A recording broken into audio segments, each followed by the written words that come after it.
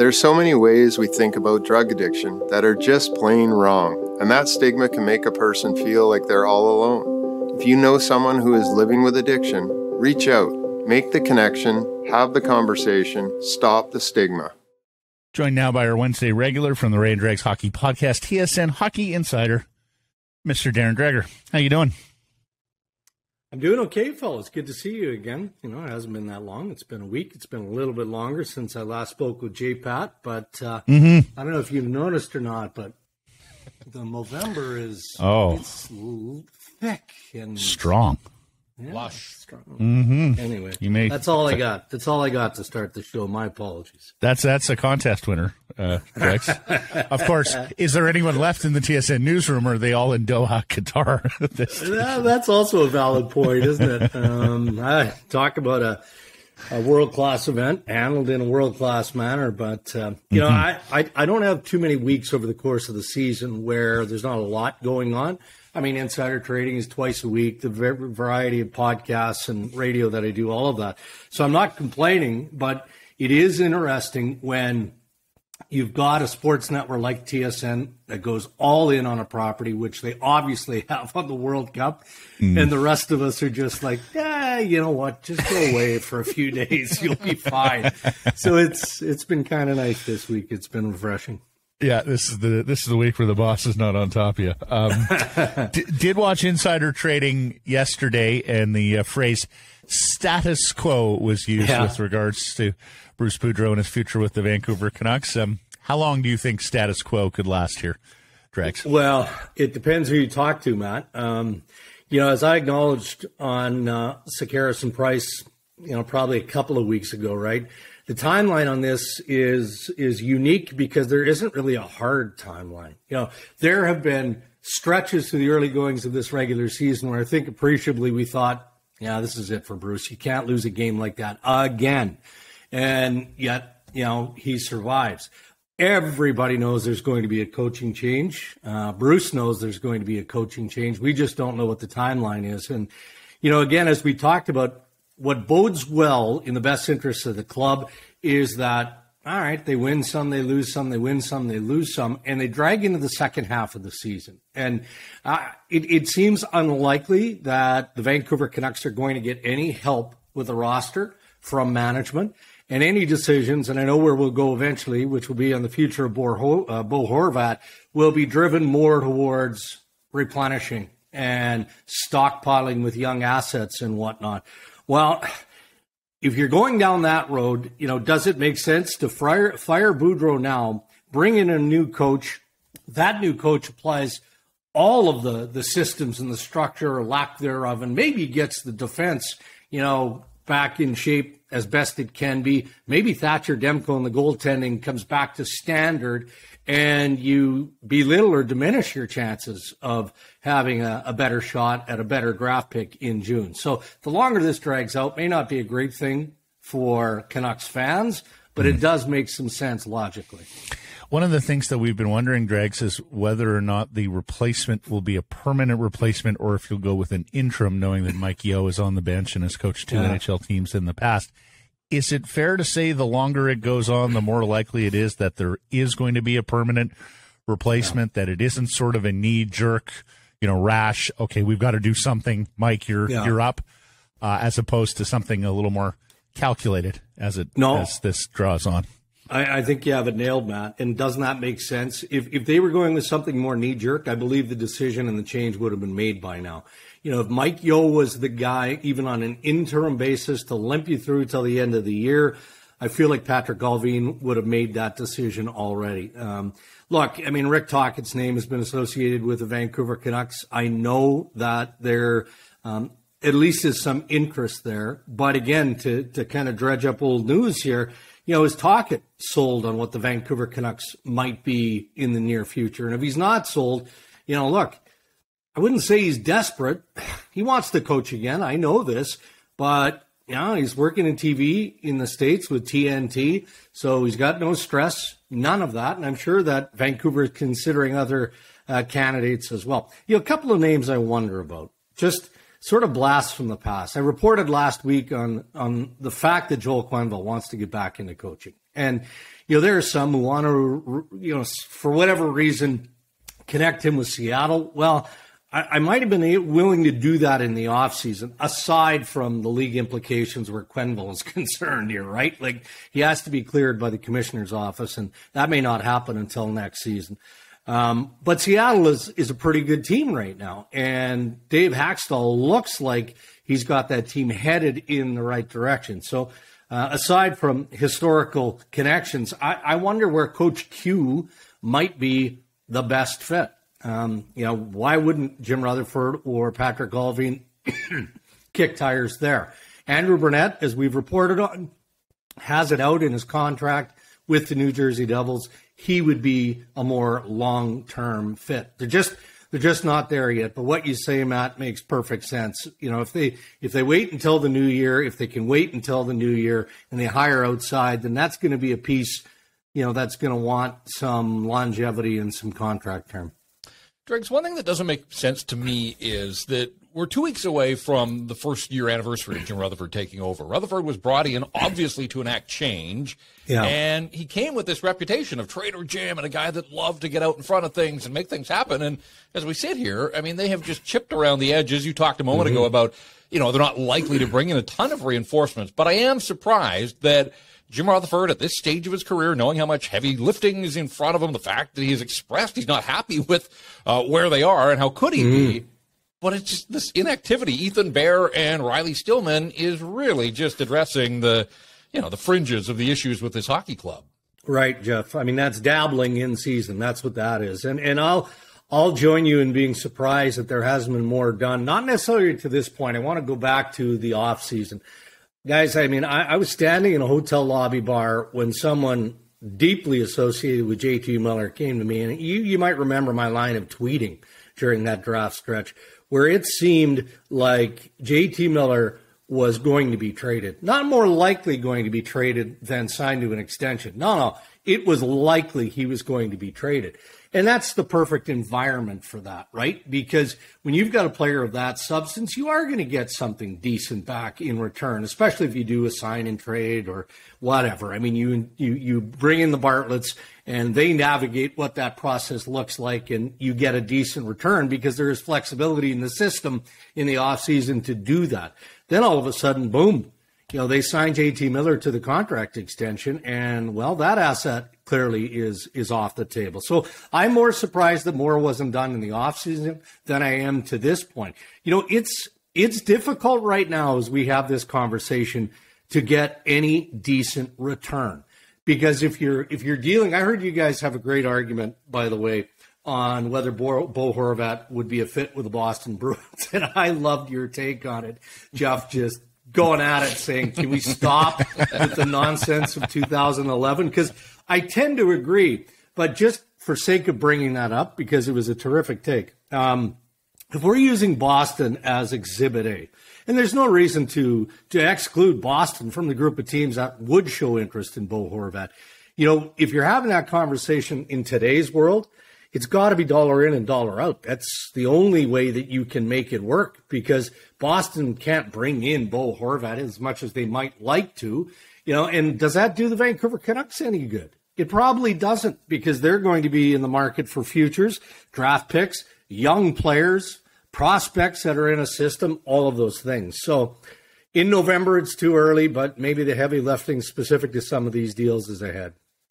We always use U.S. Thanksgiving, the 20-game mark, whatever. We're there now. Yeah. I mean, we are upon that. It's the 20th game of the season for the Vancouver Canucks tonight in Colorado. Generally, I think teams have a pretty good sense of who they are, what they are, and what their needs are by the 20-game mark. Do you anticipate some activity around the league? Again, I mean, those first couple of months and in the cap world, I know it's difficult, but do you anticipate we might start to see some trade activity? Not just with the Canucks, but league-wide. Yeah, I do, Jeff, and that's because conversations have elevated. And that's not unusual, and it's not just because of U.S. Thanksgiving looming. Really, it comes on the heels of Hall of Fame weekend and the general managers meetings, where these guys now, they're not just texting each other and, kicking tires with a phone call here. They're actually having meaningful face-to-face dialogue.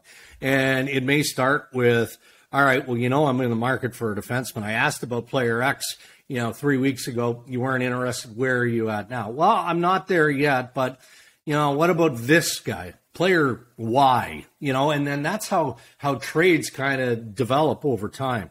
So I do think there's something to it. And then you do have to attach the sense of urgency. And I am looking at another Canadian team, and it's obvious what I'm going to say. It's the Ottawa Senators.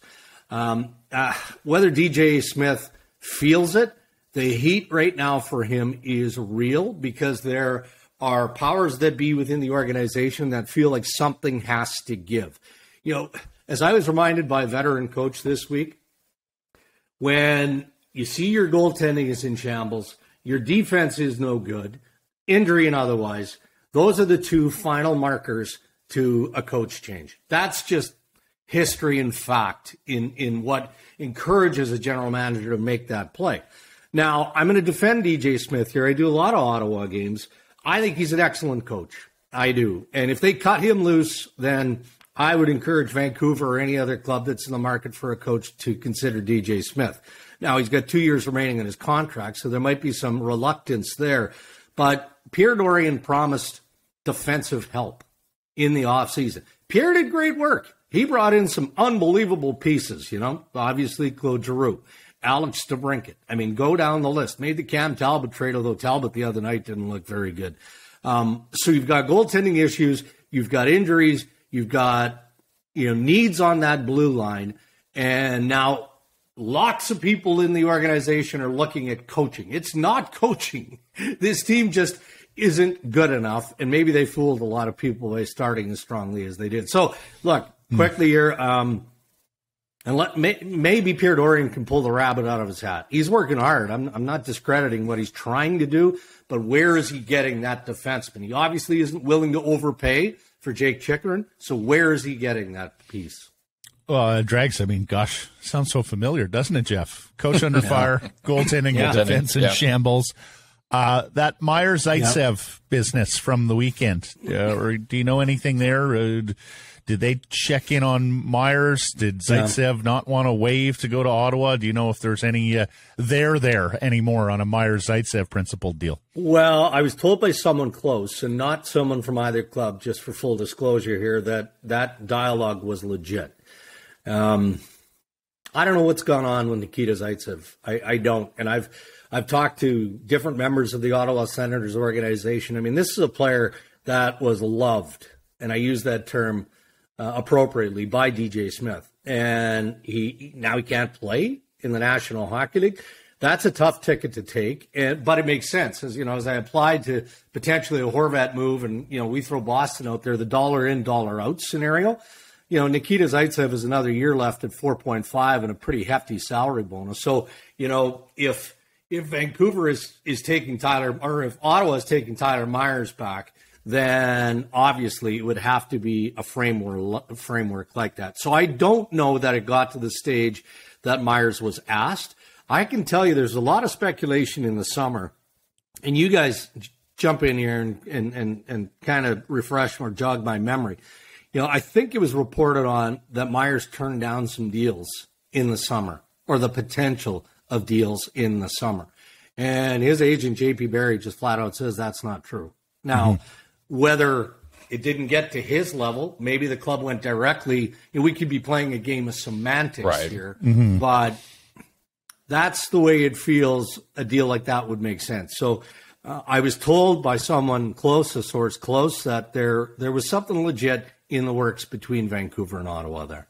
Yeah, and just for the record, it was on July 1st that Tyler Myers was able to submit a 10-team no-trade list. So his modified no-trade just kicked in the summer. Our producer here, Grady Sass, as you know, he used to work there at the mothership, TSN, with you, Dregs. Yes, yeah. He's jogging me and saying, Matt, you got to ask about the Leafs because West Vancouver's Morgan Riley hurt now. Jake Muzzin hurt now. Is Toronto on the market for a defenseman? Is there any possibility that former beloved Leaf Luke Schenn or Tyler Myers winds up with a maple leaf on his sweater? Well, I can't say there's no chance. Myers seems like a stretch again financially. What contracts would have to go back? And are those pieces that the Toronto Maple Leafs, you don't want to move at this point. If I look at what Toronto has up front, man, they've got some good pieces. Even their depth guys like Yarncroke, Engvall's playing better of late. Alex Kerfoot is a BC boy, so maybe there's some connection there. I don't know that Vancouver has any interest in trading Luke Schenn. At least not yet. Maybe as you get closer to the trade deadline. Because again, and man, have we chewed on this, to the point of enough, and that's the structure and the system and the team concept and all of that seems to have gone out the window in Vancouver. Schenn is such a big part of that, though, right? Like a big part of the team concept. And we know management loves Luke Schenn for the character that he can provide. So maybe closer to the deadline, but that might be more of a favor to Luke, too. He's in the back nine here. Throw him a bone. Get him an opportunity where, he can have a run. So I think it's possible. Last I checked with the Leafs, which wasn't that long ago, there isn't a deal that they feel that they can make right now that is going to make sense or help them or make them better. And TJ Brody's a week, maybe a bit more than a week away. Rasmus Sandin looks like he's playing a little bit better. Likewise with Timothy Liljegren. And Jake Muzzin might be done, to be frank here. He's got another specialist appointment in February back in LA, and they'll decide his future again at that point. But no doubt Toronto is in the market. They just don't see a fit right now. I got one last question for you, my man, because you say dollar in, dollar out, and Boston Bruins, zero cap space. Toronto Maple Leafs, Ottawa, or Colorado Avalanche, a little bit for virtually no cap space. Edmonton, no cap space. Toronto, no cap space. Where's Carolina on that? Are you directing me to Carolina? No, I'm curious. Like when I think of, and it's just wild zero speculation. Cap space. Yeah, they don't. I knew they didn't have much. Yeah, but when I think of teams, and again, we're finding landing spots for Bo Horvat. Really, is what we're doing. There's not going to be much trouble finding the market when it's time to find that market. Right, and I should, before anyone gets confused, Ottawa does have a lot of cap space. They're looking to use it. Nobody can take on salary. Detroit, they got nearly $5 million in cap space. Saravelli connected them to Horvat. Yeah. Do you know how aggressive? I know he is as tight-lipped as they come, or as tight-lipped this side of Lou Lamoriello. But do you know the Yzerman plan there? Like, are they getting aggressive this year in pursuit of competition, or are they just sort of letting nature take its course with all their fine young players? And if they make it, they make it. So be it this year, and if not, there'll be another year where they contend. What's the plan in Detroit? I think it's a little of both, right? They recognize that they're playing much better, and that's no fluke. You've got young pieces who are developing in a safe manner and are ready to take on more responsibility. We've seen that from some of their good young talent.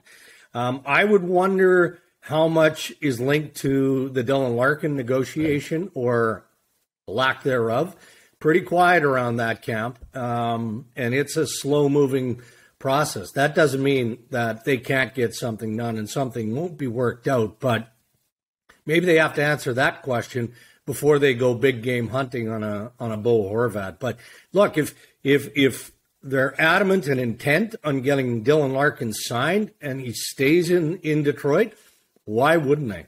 Again, if Horvat is available and Detroit is nibbling at a playoff spot, he'd be a pretty nice ad. And at that point, then I think you have to engage the agent too, right? And just see if there's any appetite for Horvat and his young family to consider a longer term fit. Whether it's Detroit or somebody else, that's going to be key. And by the way, here, guys, just a point on this. What's also very telling when it comes to negotiations or where they might go or not go?